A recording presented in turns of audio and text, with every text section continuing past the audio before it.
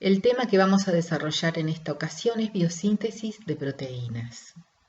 Y en particular, los contenidos de los cuales vamos a hablar son los que figuran en esta diapositiva y que corresponden al programa de la asignatura. La bibliografía es la general de la materia. Yo soy Silvana Boggio y cualquier duda que tengan pueden consultármela por mail o a través de la comunidad virtual. La síntesis de una proteína es generalmente la última etapa de las rutas de información biológica. En la diapositiva justamente les estoy recordando el dogma central de la biología, que ilustra cuál es el flujo de esta información. Este dogma fue introducido por Francis Crick en 1958 con muy poca evidencia en aquel momento.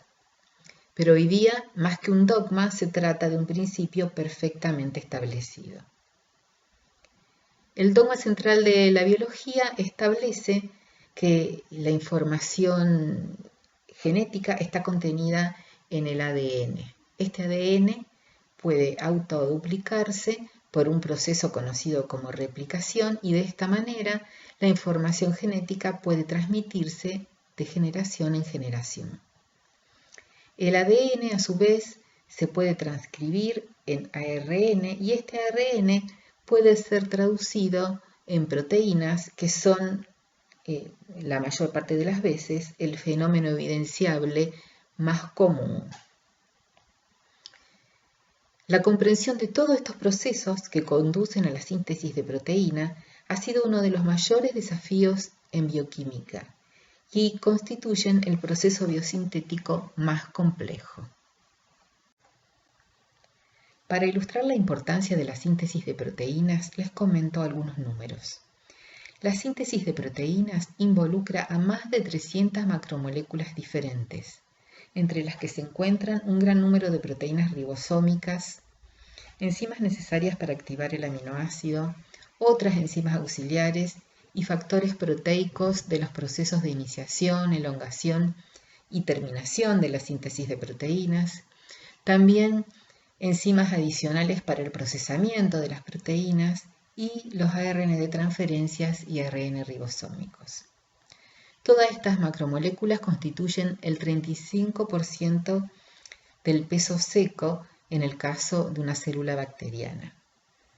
Pero es notorio que a pesar de esta complejidad, la síntesis de proteína es muy rápida. Se dieron 3 hallazgos muy importantes que contribuyeron a dilucidar el mecanismo de la síntesis proteica. En primer lugar, el señor de la figura, Paul Sammelnick, y sus colegas diseñaron un set de experimentos que pretendían investigar en qué parte de las células se sintetizaban las proteínas. Para ello, inyectaron aminoácidos radioactivos en ratas y a diferentes intervalos de tiempos después de la inyección extraían el hígado, lo homogeneizaban y realizaban un fraccionamiento subcelular. Y luego examinaban en qué fracción subcelular se encontraban las proteínas radioactivas.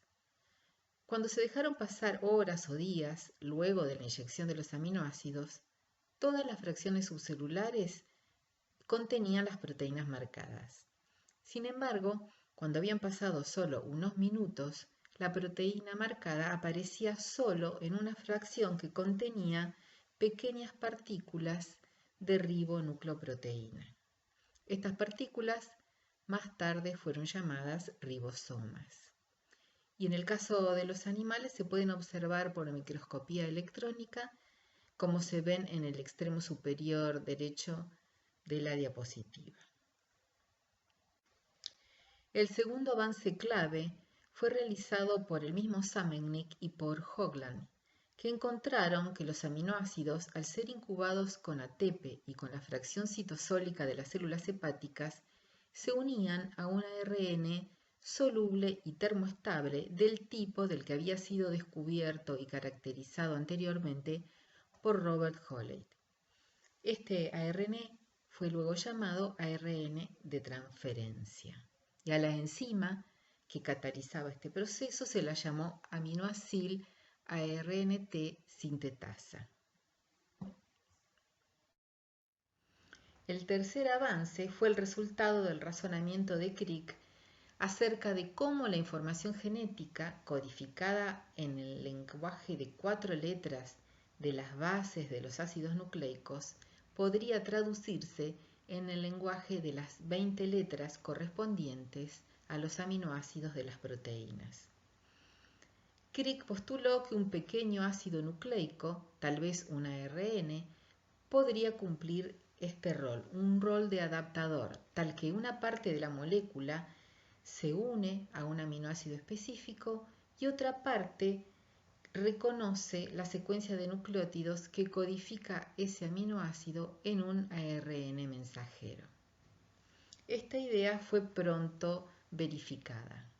Es decir, entonces, que el adaptador de ARNT traduce la secuencia de nucleótidos de un ARN mensajero en la secuencia de aminoácidos de un polipéptido.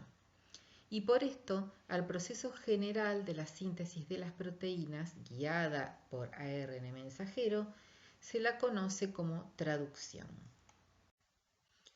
En 1958, Crick propuso la hipótesis de la secuencia, que dice que existe una relación entre la ordenación lineal de los nucleótidos en el ADN y la ordenación lineal de los aminoácidos en los polipéptidos.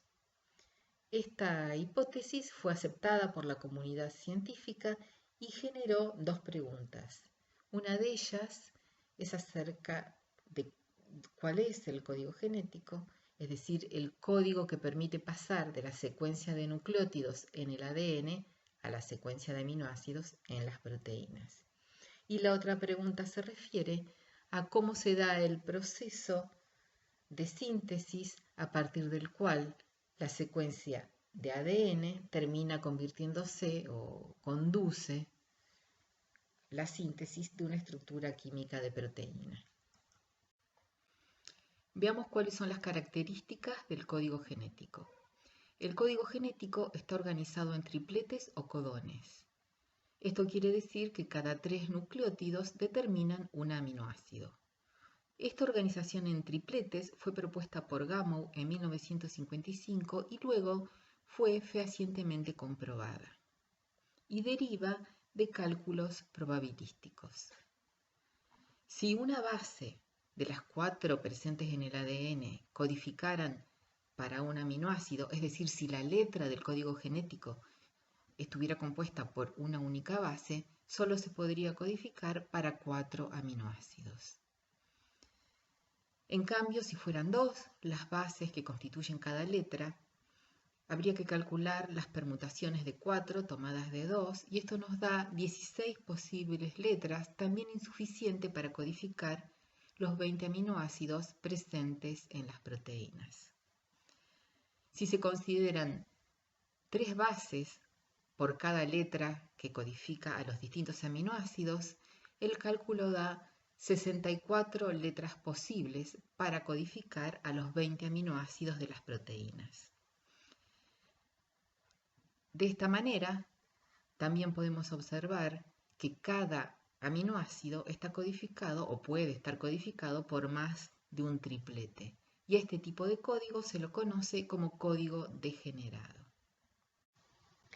En esta tabla se puede observar la degeneración del código genético y pueden observar que esta degeneración es variable dependiendo del aminoácido que se trate.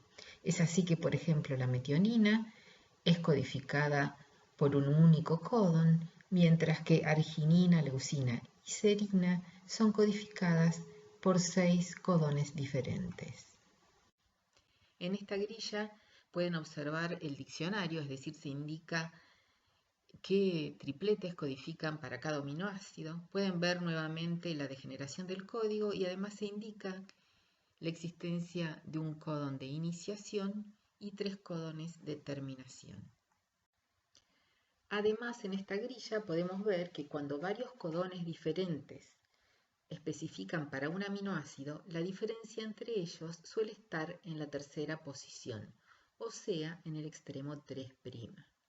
Por ejemplo, la alanina es codificada por GCU, GCC, GCA y GCG. Es así que los codones para la mayoría de los aminoácidos pueden ser simbolizados por las letras correspondientes a las dos primeras bases, X e Y en la diapositiva, y A y G o U y C como subíndices y supraíndices.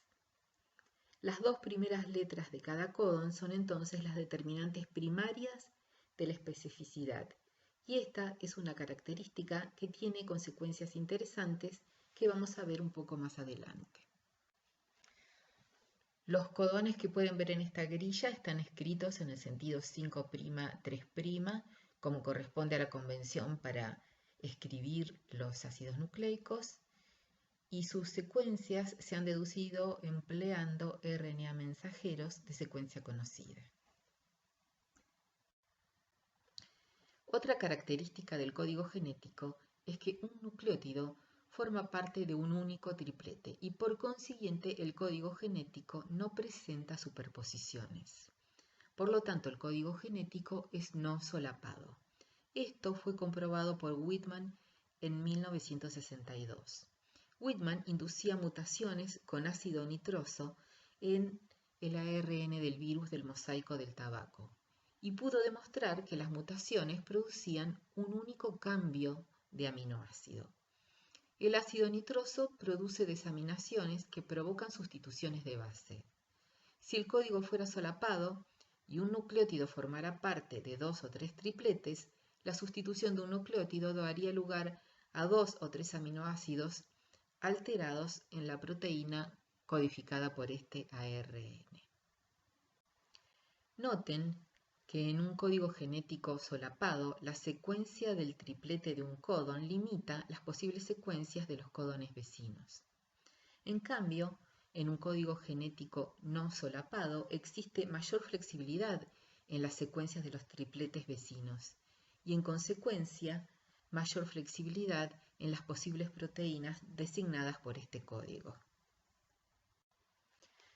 Además, el código genético se lee sin comas, es decir, que la lectura de los tripletes se realiza en forma continua y sin la existencia de espacios en blanco.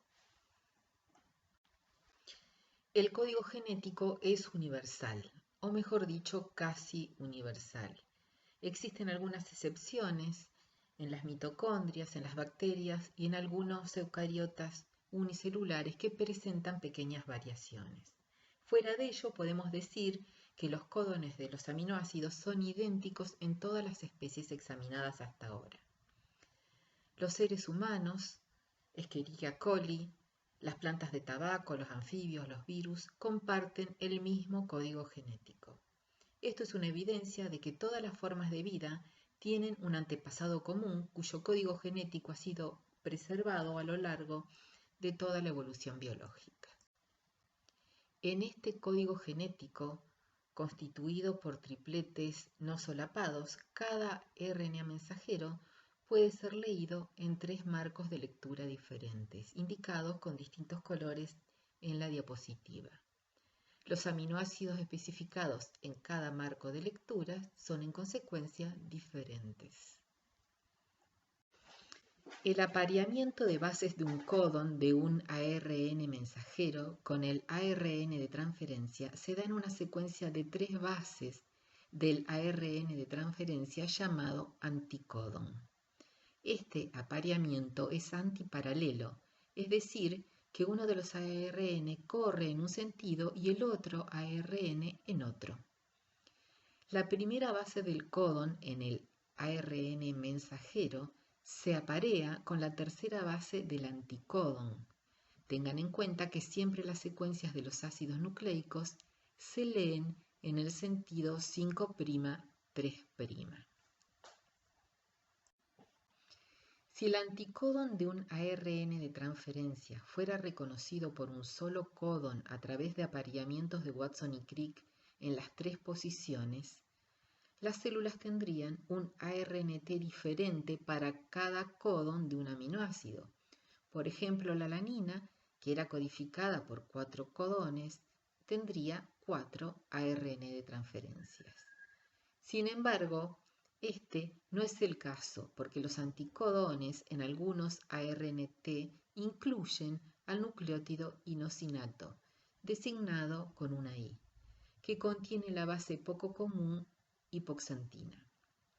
El inosinato puede formar enlaces de hidrógeno con 3 nucleótidos diferentes, uracilo, citosina y adenina, aunque estos apareamientos son mucho más débiles que los de Watson y Crick. El estudio de las distintas interacciones códon-anticódon llevaron a Crick a concluir que la tercera base de la mayoría de los codones se aparea en forma laxa con la base correspondiente de su anticódon, y empleó una palabra pintoresca diciendo que la tercera base de tales codones bambolea. A partir de esto, Crick propuso la hipótesis del bamboleo. Uno de los enunciados de la hipótesis del bamboleo dice que las dos primeras bases de un códon del ARN mensajero forman interacciones del tipo Watson y Crick con las bases del anticódon, es decir, adenina y uracilo se unen mediante 2 puentes hidrógenos y guanina y citosina se unen mediante 3 puentes hidrógenos. La teoría del bamboleo establece que la primera base del anticódon, que se aparea con la tercera base del códon, determina el número de codones reconocidos por un determinado ARN de transferencia. Es así que cuando la primera base de un anticódon presente en un ARN de transferencia es citosina o adenina, fíjense que en este caso la secuencia del anticódon se lee de derecha a izquierda, es decir, en el sentido convencional 5' a 3'.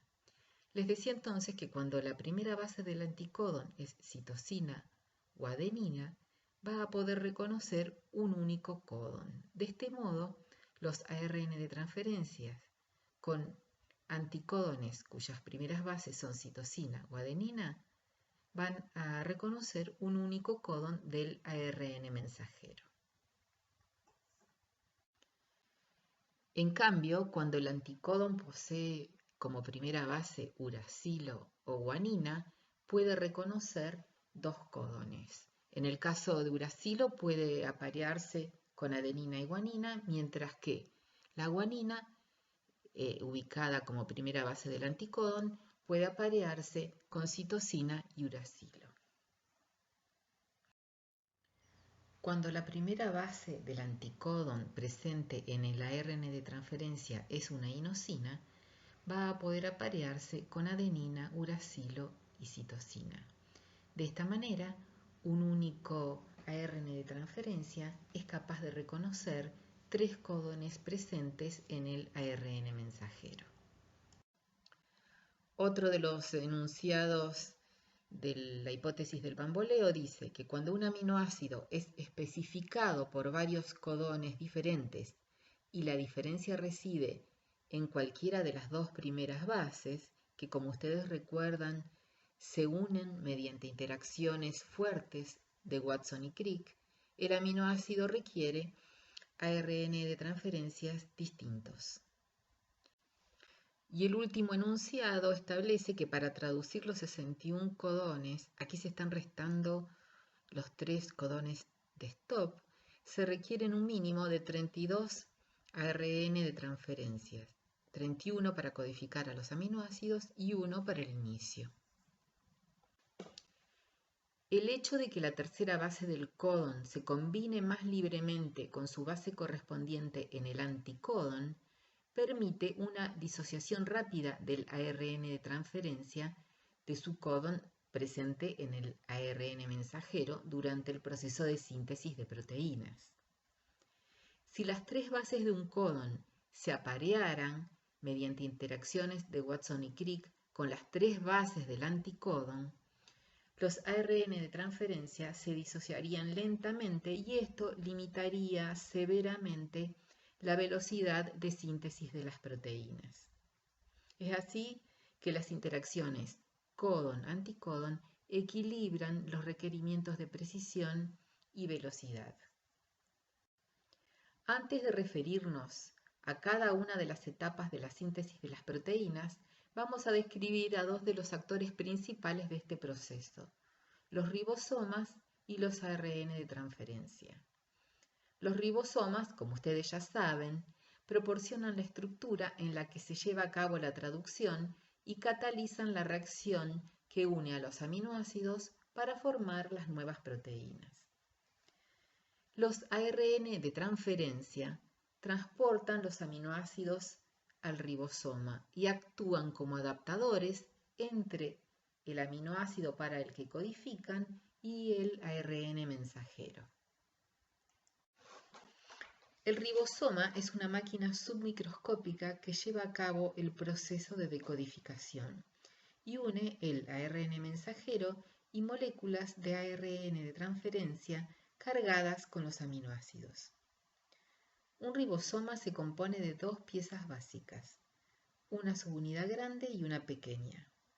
Durante la traducción, estas dos subunidades se ensamblan alrededor de la molécula de ARN mensajero que van a traducir y forman un ribosoma completo. El ribosoma avanza por el ARN mensajero codón por codón mientras lo va traduciendo en una cadena proteica. Una vez terminada la traducción, las dos piezas se separan y se pueden volver a emplear para sintetizar otra cadena polipeptídica. En general, el ribosoma es aproximadamente 1/3 de proteína y 2/3 de ARN ribosómico. Los ARN son los verdaderos responsables de la mayor parte de la estructura y función del ribosoma, mientras que las proteínas tienen una función más relacionada a la estructura. Veamos ahora las diferencias que existen entre el ribosoma eucariota y el procariota. El ribosoma y sus componentes se analizaron originalmente por ultracentrifugación y, en consecuencia, las unidades de tamaño empleadas para caracterizarlos son unidades Svedberg o valor S, que miden la velocidad de sedimentación. Aunque los valores S más altos indican partículas más grandes, el valor S no es directamente proporcional al peso, porque la velocidad de sedimentación es afectada por la masa molecular y por la forma de la molécula. El ribosoma bacteriano 70S está formado por las subunidades 30S y 50S. La subunidad menor 30S está formada a su vez por el ARN ribosómico 16S y por 21 proteínas, mientras que la subunidad mayor 50S está constituida por dos ARN ribosómicos, uno de menor tamaño, el 5S, y otro un poco más grande, el 23S. A esta composición se suman 36 proteínas. Por otro lado, el ribosoma eucariota 80S está constituido por la subunidad menor 40S, que posee un ARN ribosómico 18S y 33 proteínas, y la subunidad mayor 60S, que está constituida en este caso por 3 ARN ribosómicos de distintos tamaños y por unas 49 proteínas.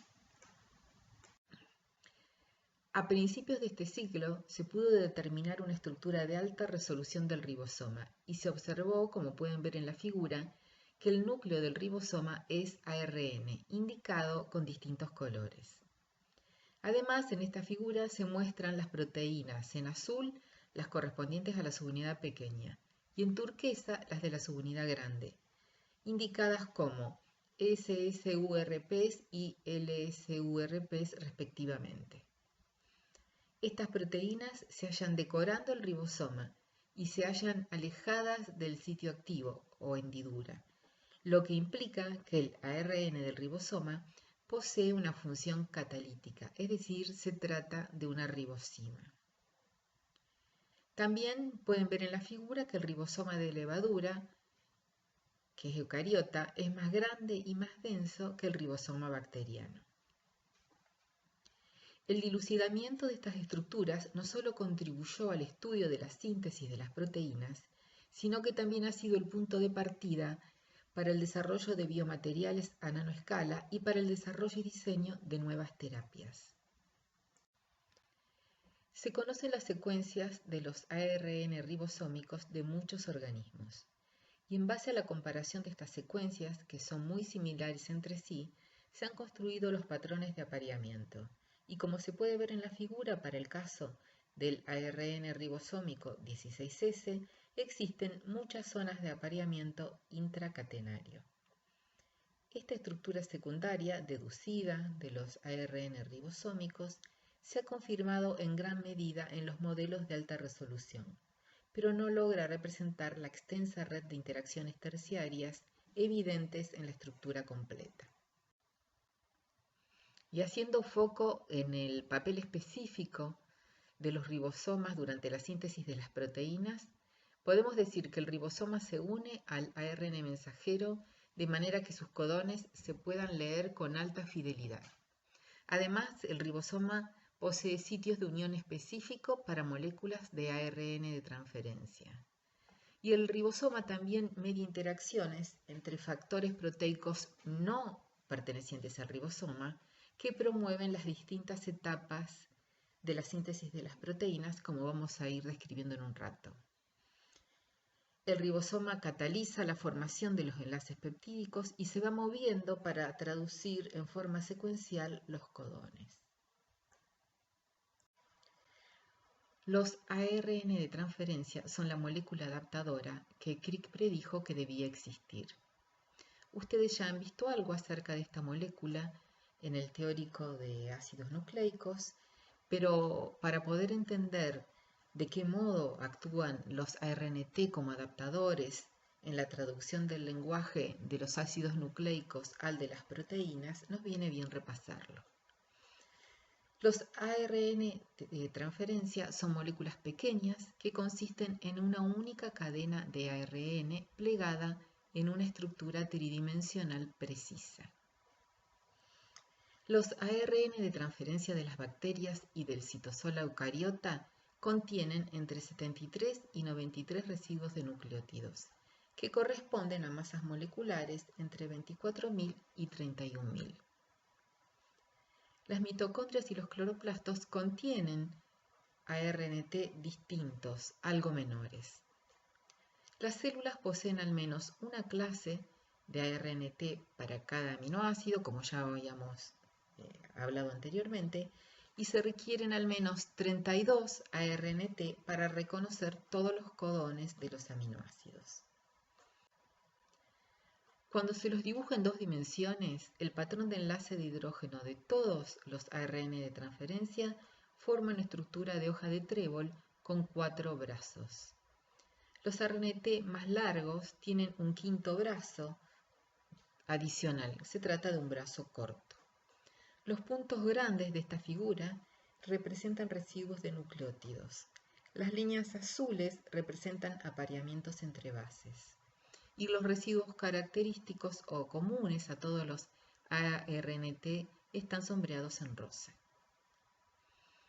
Dos de los brazos del ARNT son críticos para su rol adaptador.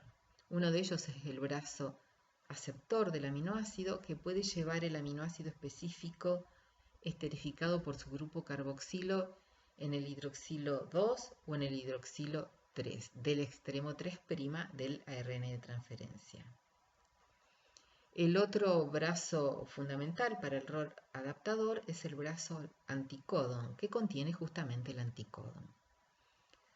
Los otros brazos son el brazo D, que contiene el nucleótido inusual dihidrouridina, y el brazo TEPSI-C, que contiene ribotimidina, que es un nucleótido generalmente no presente en el ARN y contiene también pseudouridina. Los brazos D y TEPSI-C contribuyen con interacciones importantes al plegamiento de las moléculas de ARN de transferencia. Y además, el brazo TEPSI-C interactúa con el ARN ribosómico de la subunidad grande. En esta figura les estoy mostrando la estructura de las bases modificadas presentes en los ARN de transferencia. En 3 dimensiones, El ARN de transferencia tiene la forma de una L retorcida. En esta figura se indican con distintos colores los distintos brazos del ARN de transferencia. Otro participante principal en el proceso de síntesis de las proteínas es el ARN mensajero. Ustedes ya han estudiado las características de esta molécula en teóricos anteriores. Yo solo les voy a recordar algunas diferencias que existen entre el ARN mensajero procariota y el ARN mensajero eucariota. El ARN mensajero procariota es policistrónico, es decir, que da lugar a la síntesis de varias proteínas. Este ARN mensajero procariota es sintetizado y traducido directamente, sin ningún procesamiento intermedio, mientras que el ARN mensajero eucariota es monocistrónico, es decir, que da lugar a la síntesis de una sola proteína, se sintetiza y se madura. Durante el proceso de maduración se eliminan intrones, se le adiciona en el extremo 5' un capuchón de 7-metilguanosina y en el extremo 3' es poliadenilado. Una vez conocidos los principales participantes del proceso de síntesis de las proteínas, vamos a continuar con su descripción. La síntesis de las proteínas se da en 5 etapas. En primer lugar, los aminoácidos se activan. Los aminoácidos son activados por las aminoacil ARNT sintetasas, enzimas específicas del citosol. Estas enzimas catalizan la formación de los aminoacil ARNTs con hidrólisis simultánea de ATP, AMP y pirofosfato. La etapa de iniciación de la síntesis de las proteínas implica la formación del complejo de iniciación entre la subunidad ribosómica menor, el ARN mensajero, GTP, formilmetionina ARNT o metionina ARNT, dependiendo de si se trata de una síntesis de proteínas en eucariotas o en procariotas. Además, el complejo de iniciación contiene factores de iniciación y la subunidad mayor. Durante la elongación, el ribosoma se va moviendo a lo largo del ARN mensajero y se van adicionando los aminoácidos de acuerdo a la secuencia codificada en el mismo. En esta etapa son necesarios GTP y factores de elongación. Después de muchos ciclos de elongación, la síntesis del polipéptido se termina con la colaboración de factores de liberación. Los polipéptidos finalmente se pliegan en sus formas tridimensionales activas y muchas proteínas son procesadas posteriormente por reacciones de modificación post-traduccional. Después de esta visión general del proceso de síntesis de proteínas, vamos a ir viendo en detalles una por una estas etapas. Durante el proceso de activación, el aminoácido se activa al ser esterificado al hidroxilo 3' del extremo 3' del ARN de transferencia, justamente en el brazo del aminoácido del mismo. El enlace éster que activa el aminoácido y lo une al ARN de transferencia está sombreado en rosa en la figura. Esta reacción es catalizada por las aminoacil ARNT sintetasas y la fidelidad de la síntesis de las proteínas depende de la precisión de esta reacción. La reacción de activación de los aminoácidos tiene lugar mediante 2 pasos en el sitio activo de la enzima. En el paso 1 se forma un intermediario ligado a la enzima, el aminoacil AMP. En el segundo paso se transfiere el grupo aminoacilo desde el aminoacil AMP que se haya unido a la enzima a su correspondiente ARNT. El curso de este segundo paso depende de la clase a la que pertenece la enzima. Existen 2 clases de aminoacil ARNT sintetasas, las clase 1 y las clase 2. En ambas clases, en el paso 1, el carboxilo del aminoácido ataca al fosfato alfa del ATP y se forma el aminoacil adenilato con liberación de pirofosfato, que también se hidroliza. el aminoácido adenilato permanece unido al sitio activo de la enzima. En el segundo paso, el grupo aminoácido se transfiere al ARN de transferencia liberándose AMP. El mecanismo de este paso es algo diferente para las dos clases de aminoácido RNT sintetasas. En el caso de las enzimas clase 1, el grupo aminoácido se transfiere inicialmente al grupo hidroxilo 2' del extremo 3' del ARN de transferencia. Sería el paso 2A de la figura. Y luego se transfiere al grupo hidroxilo 3' mediante una reacción de transesterificación. Para las enzimas de clase 2, el grupo aminoácido se transfiere directamente al grupo hidroxilo 3' del adenilato del extremo 3' del ARN de transferencia. En este cuadro pueden ver a qué clase corresponden cada una de las aminoácido ARNT sintetasas. En la mayoría de los organismos existe una ARNT sintetasa para cada aminoácido, y para los aminoácidos con 2 o más ARNT correspondientes, la misma enzima generalmente los aminoacila a todos. En esta figura se puede ver la glutamina ARNT sintetasa de Escherichia coli, que es una sintetasa monomérica típica de clase 1.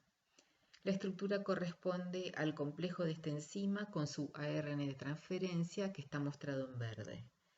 El ATP unido, indicado en rojo, señala el sitio activo que se encuentra cerca del brazo del aminoácido del ARN de transferencia. Esta imagen corresponde al aspartato ARNT sintetasa de levadura. Se trata de una enzima típica clase 2, es una enzima dimérica y en la figura pueden observar el complejo entre esta enzima y 2 ARN de transferencias, uno por cada subunidad, y por allí en el fondo se puede ver el ATP marcado en rojo. La identidad del aminoácido unido a un ARN de transferencia no se verifica en el ribosoma, por lo que es esencial que el aminoácido correcto sea unido al ARN de transferencia para asegurar la fidelidad de la síntesis de las proteínas. Se ha estudiado en detalle la discriminación que poseen ARNT sintetasas entre dos aminoácidos similares. En el caso de la isoleucina ARNT sintetasa, que distingue entre valina e isoleucina, estos aminoácidos difieren solamente en un grupo metileno. La isoleucina ARNT sintetasa favorece la activación de la isoleucina sobre la valina por un factor de 200, por lo que cabe esperar que la valina se incorporara en el lugar de la isoleucina en las proteínas una de cada 200 veces.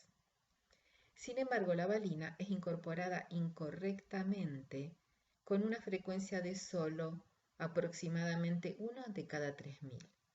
Cabe entonces preguntarse cómo ocurre este aumento de más de 10 veces en la precisión. Esto sucede porque la isoleucina ARNT sintetasa, como algunas otras aminoácido ARNT sintetasas, tiene una función de corrección de pruebas.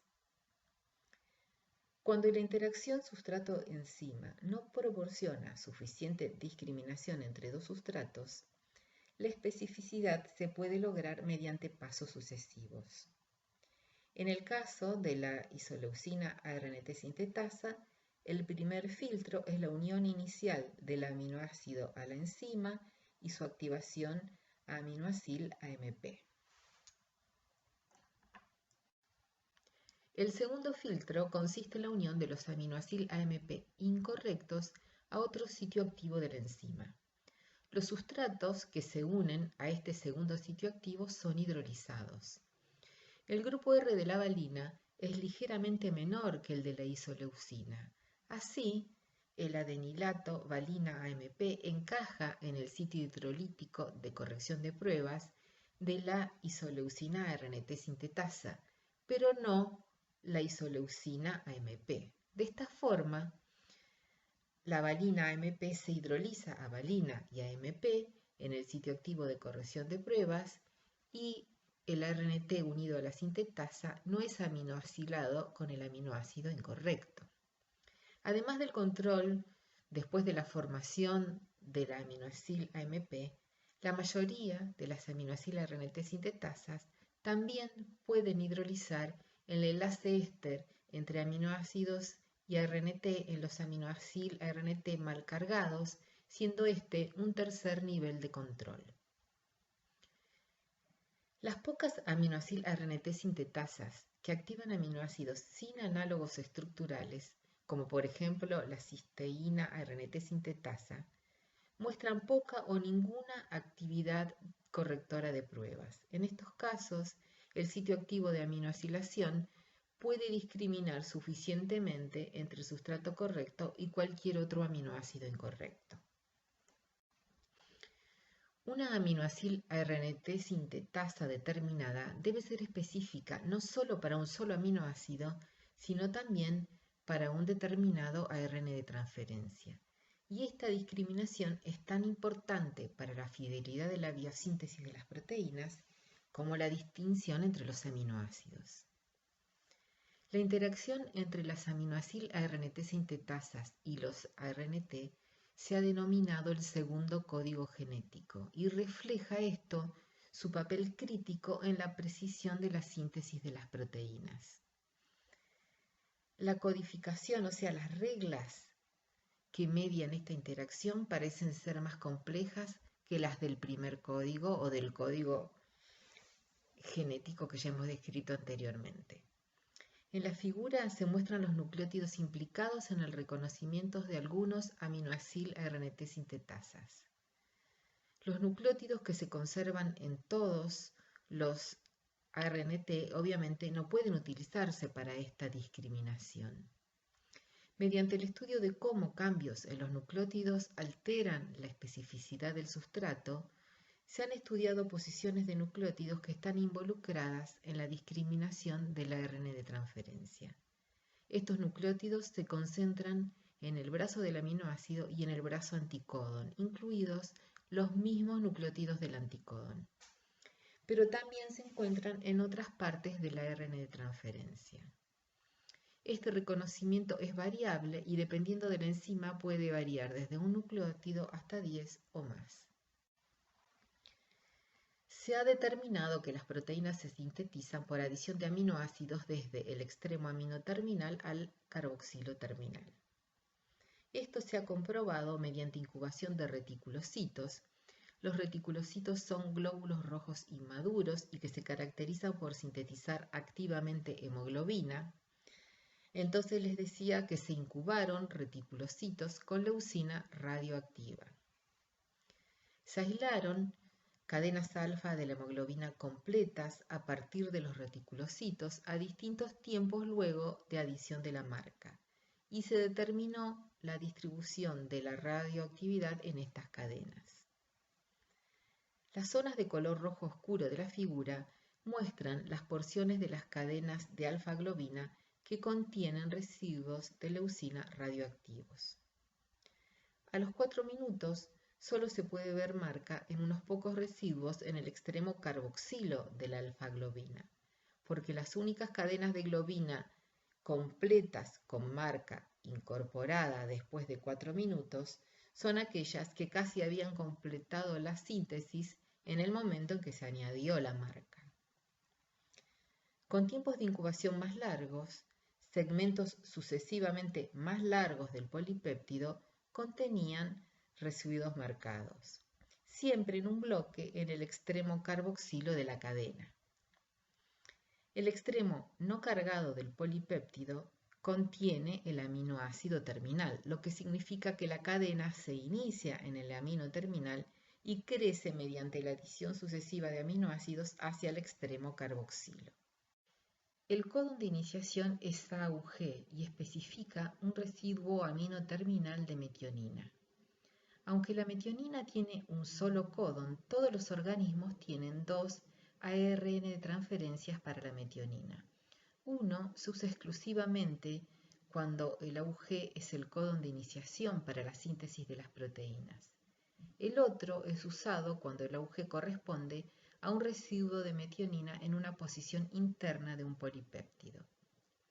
En bacterias, el aminoácido incorporado en respuesta al codón de iniciación AUG es N-formilmetionina.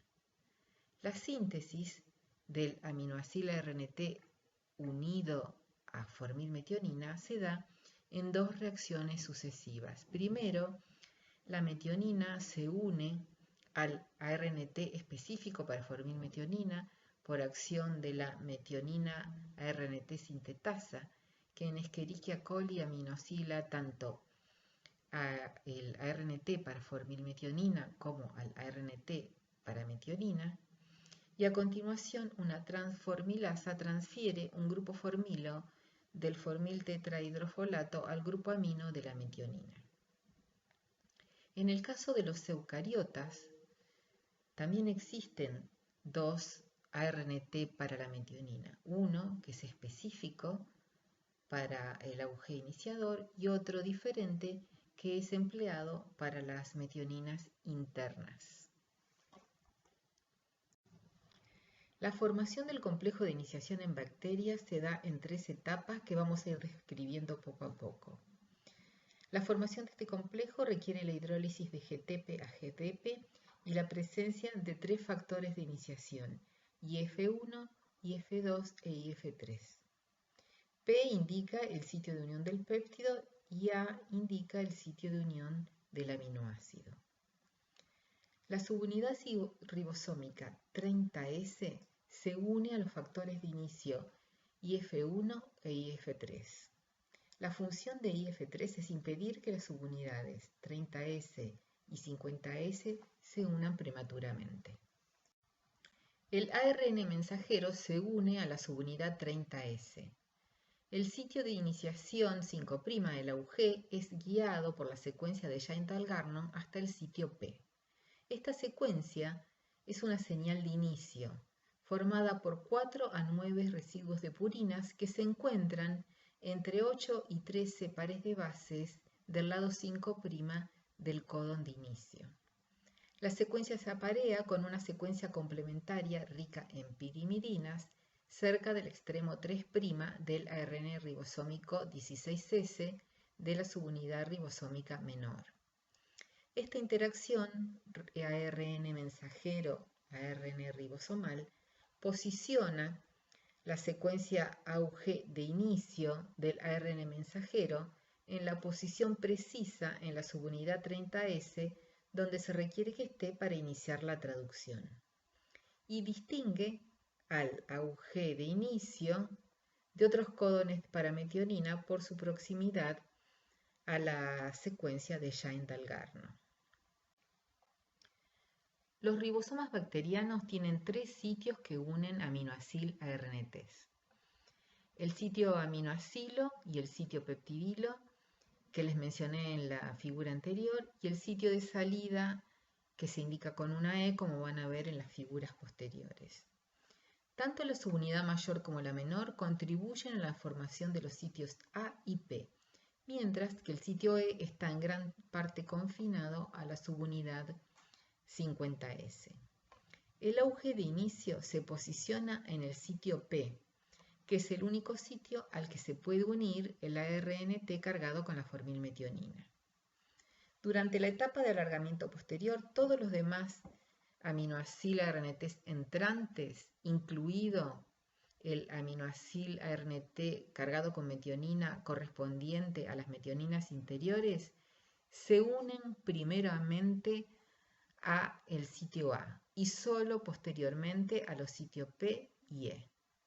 El sitio E es el sitio por el cual salen los ARNT no cargados durante el alargamiento y el factor F1 se une al sitio A y evita la unión de los ARNT en este sitio durante el inicio. A continuación se unen el factor de iniciación IF2 que se encuentra unido a GTP y el formilmetionina ARNT al complejo formado por la subunidad menor del ribosoma, el factor de iniciación IF3 y el ARN mensajero. El anticodón del formilmetionina ARNT se aparea correctamente con el codón de inicio del ARN mensajero. Y a continuación se suma este complejo la subunidad mayor, se hidroliza el GTP y se liberan los factores de iniciación, quedando así conformado el complejo de iniciación. La síntesis de proteínas en eucariotas es muy similar, pero las mayores diferencias se encuentran justamente en esta etapa, en la iniciación. Hay más factores, incluyendo factores que interaccionan con el poli-A y con el casquete. El auge de inicio es reconocido como el primero que encuentra el complejo de iniciación por barrido. Y además el ribosoma eucariota no tiene el sitio E. La etapa de elongación de la síntesis de las proteínas se da a través de 3 pasos. En el primer paso, el aminoácido ARNT entrante se une a un complejo entre el factor de elongación TU y el GTP. El complejo aminoácido ARNT-EF-TU-GTP se une ahora al sitio A del complejo de inicio 70S. El GTP se hidroliza y se libera el factor de elongación TU unido a GDP. El factor de elongación TU unido a GTP se regenerará en un proceso en el que participan otros factores de elongación y el GTP, y queda así preparado y disponible para repetir el ciclo de elongación. El segundo paso de la elongación es la formación del enlace peptídico que se forma entre los dos aminoácidos unidos mediante sus ARNT a los sitios A y P del ribosoma. Esto tiene lugar por transferencia del grupo formilmetionil iniciador desde su ARNT al grupo amino del segundo aminoácido que se encuentra en el sitio A. El grupo alfa-amino del aminoácido en el sitio A actúa como un nucleófilo, desplazando al ARNT del sitio P para formar el enlace peptídico. Esta reacción produce un dipeptidil ARNT en el sitio A, mientras que el ARNT de la formilmetionina descargado o desasilado permanece unido al sitio P. La actividad enzimática que cataliza la formación del enlace peptídico se ha denominado peptidiltransferasa, y se suponía que esta actividad correspondía a una o a varias de las proteínas de la subunidad ribosómica mayor. Ahora se sabe que esta reacción es catalizada por el ARN ribosómico 23S, es decir, que este ARN es una ribosima. Luego de la formación del enlace peptídico, los ARN de transferencia adoptan un modo de unión con elementos de cada uno abarcando 2 sitios de unión en el ribosoma, tal como se muestra en la figura. En el paso final del ciclo de elongación se da la translocación del ribosoma. El ribosoma se mueve un codón hacia el extremo 3' del ARN mensajero. Este movimiento cambia el anticodón del dipeptidil ARNT, que todavía está unido al segundo codón del ARN mensajero, del sitio A al P, y desplaza al ARN de transferencia desasilado del sitio P al sitio E, desde donde se libera en el citosol. El tercer codón del ARN mensajero ahora se encuentra en el sitio A y el segundo codón en el sitio P. El movimiento del ribosoma a lo largo del ARN mensajero requiere el factor de elongación G y la energía proporcionada por la hidrólisis de otra molécula de GTP. Es interesante ver que la estructura del factor de elongación G imita la estructura del complejo entre el factor de elongación TU y el ARNT. En la figura se pueden ver estos dos complejos. A la izquierda el complejo entre el factor de elongación TU y el ARNT con el ARNT en verde, y a la derecha el complejo formado entre el factor de elongación G y el GDP en rojo. En esta estructura se muestra en gris el extremo carboxilo terminal del factor de elongación G, que imita tanto en forma como en densidad de carga el brazo anticodón del ARN de transferencia. Esta similitud es la que le permitiría al factor de elongación G unirse al sitio A y desplazar al peptidil ARNT. Respecto del proceso de elongación, me resta comentarles que este proceso en eucariotas es muy similar.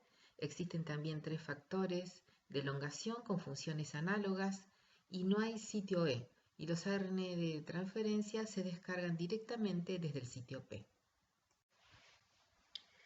La elongación continúa hasta que el ribosoma agrega el último aminoácido codificado por el ARN mensajero, y la terminación se da cuando se presenta uno de los 3 codones de terminación, UAA, UAG o UGA, y ocupa el sitio A. En bacterias participan 3 factores de terminación o liberación, las proteínas RF1, RF2 y RF3. Los factores RF1 y RF2 contribuyen a la hidrólisis del último enlace entre la proteína que se acaba de sintetizar y el ARN de transferencia, y también contribuyen a la liberación del polipéptido libre y del último ARNT, que se encuentra ahora sin carga en el sitio P. RF1 reconoce los codones de terminación UAG y UAA, y RF2 reconoce a UGA y UAA. Cuando estos factores se unen a un codón de terminación, inducen a la peptidiltransferasa a transferir el polipéptido en crecimiento a una molécula de agua en lugar de a otro aminoácido. Los factores de liberación tienen dominios que parecen imitar la estructura del ARNT, del mismo modo que sucedía entre los factores de elongación EFG y el EF2 acomplejado con el ARN de transferencia. La función específica del RF3 sería la de liberar las subunidades ribosómicas, quedando entonces ahora las subunidades mayor y menor listas para comenzar un nuevo ciclo de síntesis de proteínas. En eucariotas hay un único factor de terminación, el ERF, que reconoce los 3 codones. Quisiera comentarles algunas cuestiones acerca de la síntesis de las proteínas. Una de ellas es que la síntesis de proteínas posee un sistema de corrección de pruebas que se da durante la fase de elongación en el ribosoma y que verifica la identidad del ARN de transferencia, pero no la del aminoácido unido a él. Esto se da porque los complejos del factor elongación TU con el GTP y del factor elongación TU con el GDP existen por unos pocos milisegundos antes de disociarse. Y en estos 2 intervalos de tiempo se generan oportunidades para que el codón y el anticodón interaccionen y los aminoácidos RNT incorrectos se disocien del sitio A durante uno de esos periodos. Otra cuestión a tener presente cuando se piensa en la síntesis de unas proteínas es que este es un proceso con un elevado costo energético. La síntesis de una proteína en forma fiel de acuerdo a la información especificada en su ARN mensajero requieren, como les dije, mucha energía. La formación de cada aminoácido ARNT utiliza 2 grupos fosfatos de alta energía. Un ATP adicional se consume cada vez que se activa incorrectamente un aminoácido y se hidroliza por la actividad de desacilación del sistema de corrección de pruebas de las aminoácido ARNT sintetasas. Además, un GTP se hidroliza a GDP y fosfato durante el primer paso de elongación y otro durante la translocación del ARN mensajero. Así, en promedio, se requiere la hidrólisis de más de 4 nucleótidos trifosfato a nucleótidos difosfatos para la formación de cada enlace peptídico de un polipéptido. Se pueden aislar tanto de células eucariotas como de células bacterianas grupos de 10 a 100 ribosomas muy activos en la síntesis de las proteínas. En la micrografía electrónica de la figura se muestra una fibra entre ribosomas adyacentes. A estos grupos de ribosomas se los llama polisomas. Y el hilo de conexión que se puede observar es una sola molécula de ARN mensajero que se está traduciendo simultáneamente por muchos ribosomas, lo que permite un uso altamente eficiente del ARN mensajero. Otro aspecto interesante de la síntesis de las proteínas es que en bacterias la transcripción y la traducción se acoplan. Los ARN mensajeros se sintetizan y traducen en la misma dirección, 5'3'. Así, los ribosomas comienzan traduciendo el extremo 5' del ARN mensajero antes de que la transcripción esté completa. Los ARN mensajeros bacterianos tienen una vida muy corta y este mecanismo provee un uso muy eficiente de cada molécula de ARN mensajero. La situación es muy diferente en células eucariotas, donde los ARN mensajeros recién transcriptos deben abandonar el núcleo antes de que puedan traducirse. Esta figura merece una aclaración, y es que la ARN polimerasa y los ribosomas están fuera de escalas. En realidad, los ribosomas son un orden de magnitud más grandes que la ARN polimerasa. Nos resta aún describir la etapa final de la síntesis de las proteínas, que es el procesamiento. Durante esta etapa, la cadena polipeptídica naciente se pliega y se procesa, convirtiéndose en su conformación biológicamente activa. Durante o después de su síntesis, el polipéptido asume progresivamente su conformación nativa, con la formación de enlaces de hidrógeno e interacciones de Van der Waals, interacciones iónicas e interacciones hidrofóbicas. De esta manera, el mensaje lineal o unidimensional contenido en el ARN mensajero se convierte en la estructura tridimensional de las proteínas. Algunas proteínas, tanto procariotas como eucariotas, no alcanzan su conformación biológicamente activa hasta que han sufrido una o más modificaciones post-traduccionales. Algunas de estas modificaciones implican adición o unión de grupos, modificación de aminoácidos, proteólisis o pérdida de la secuencia señal.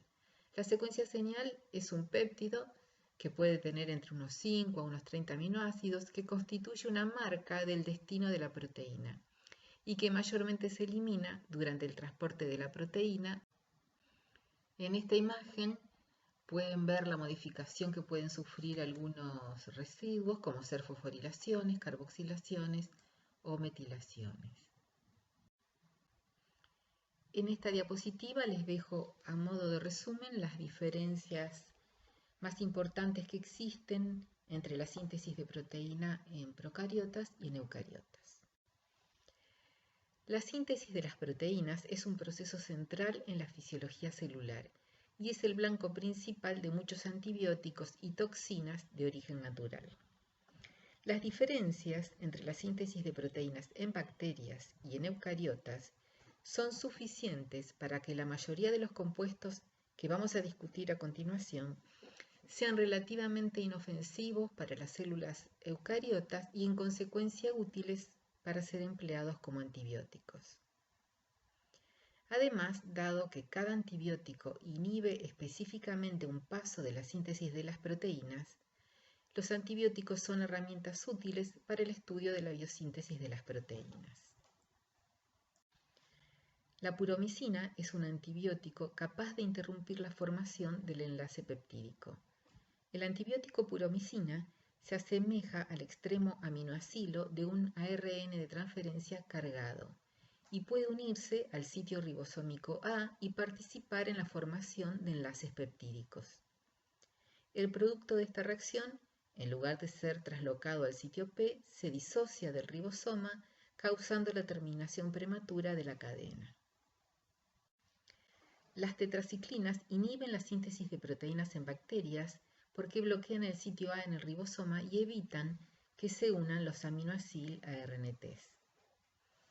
El cloranfenicol inhibe la síntesis de proteínas en bacterias y también la síntesis de proteínas en mitocondrias y cloroplasto, bloqueando la transferencia del peptidilo, y no afectan la síntesis de las proteínas citosólicas de los eucariotas. La cicloheximida es un inhibidor de la síntesis de proteínas en eucariotas y actúa inhibiendo la actividad de peptidiltransferasa del ribosoma, bloqueando la elongación. Tiene un uso extendido en la investigación biomédica para inhibir la síntesis de proteínas en células eucariotas in vitro, pero no es apta para su uso como antibiótico en humanos por su efecto dañino sobre el ADN. La streptomicina es un antibiótico bactericida de un espectro pequeño y actúa a nivel de la subunidad 30S del ribosoma. También existen algunos inhibidores de la síntesis proteica en humanos y en mamíferos. Uno de ellos es la toxina diftérica, que es producida por el agente productor de la difteria y que afecta el factor de elongación F2 inactivándolo.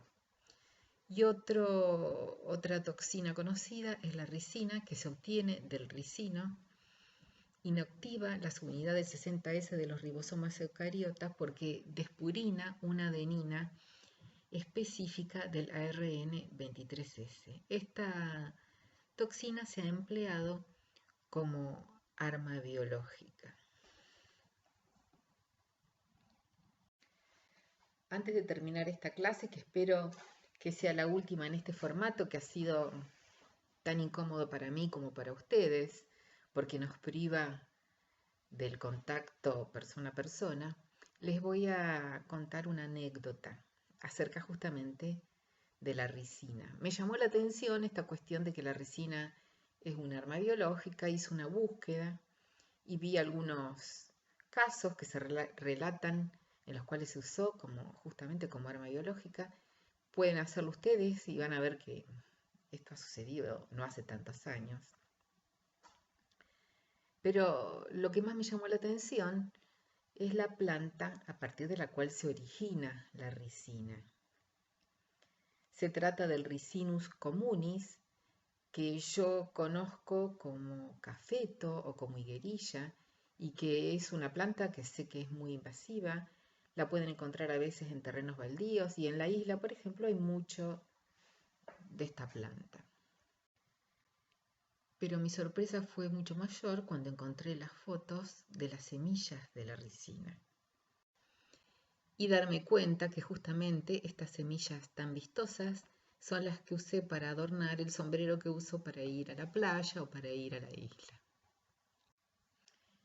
Y a partir de esta anécdota, que a mí me dio un poco de impresión al pensar que estaba llevando a la isla un arma biológica, les quería transmitir una conclusión, y es que cuando uno está estudiando un tema nuevo o cuando está repasando un tema que ya conoce, siempre se pueden encontrar derivaciones interesantes que hacen la tarea mucho menos ardua y que por otro lado nos hacen comprender mucho mejor el mundo en el que vivimos.